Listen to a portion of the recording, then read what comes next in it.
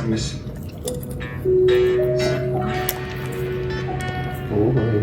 No one wanted to adopt him, and he was officially on the death list. My name is Mark, and this is Dexter's story. When I first saw his photo, his eyes were so sad, and his body was incredibly thin. Dexter was found on the streets of Georgia in 2019. He had been house-trained and knew basic commands well. He had probably once been in a warm home, but at some point he had been left alone. When he arrived at the shelter, he was at least 4 or 5 pounds underweight. Half of his back was bald, and he was covered in fleas and sunburn. Unfortunately, pit bulls and other bully breeds are very difficult to rehome in the southern United States, and once they are put on the death list, things become even more hopeless. Dexter waited in the shelter for weeks.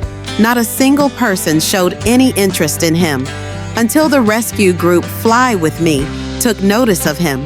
They stepped in, and when we first saw him, he jumped on us as if he had known us all along. I thought to myself, this is it. Unlike most rescued dogs, he didn't go through a days or weeks-long adjustment period. When Dexter took his first step into the house, he was as calm as if he'd always been there. He bonded instantly with our cat, Zoe. He's so gentle. Now they sleep together, watch the sunset together. They formed an amazing friendship.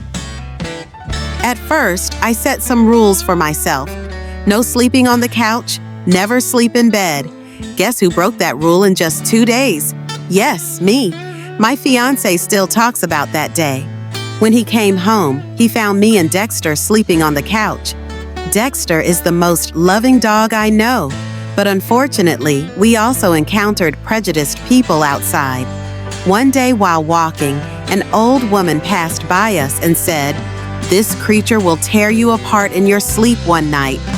That sentence still rings in my ears. It's hard to understand why some people are so full of hatred. They don't realize that how you raise a dog is how it turns out.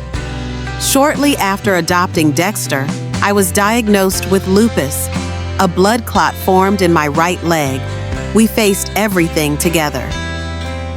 Dexter is sometimes like a therapist. Even if I don't say a word or move, he knows how I feel. He quietly comes over and lies down in my lap. And at that moment, everything becomes a little more bearable.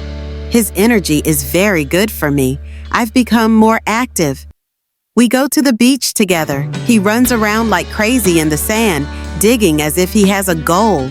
At home, he dashes through the hallways like a plane, and he loves jumping onto the bed. If this story touched your heart, don't forget to like the video, leave a comment, and subscribe. And if you're thinking of adopting an animal, research your responsibilities first and get information from the right sources, because every life deserves a life filled with love. Thank you.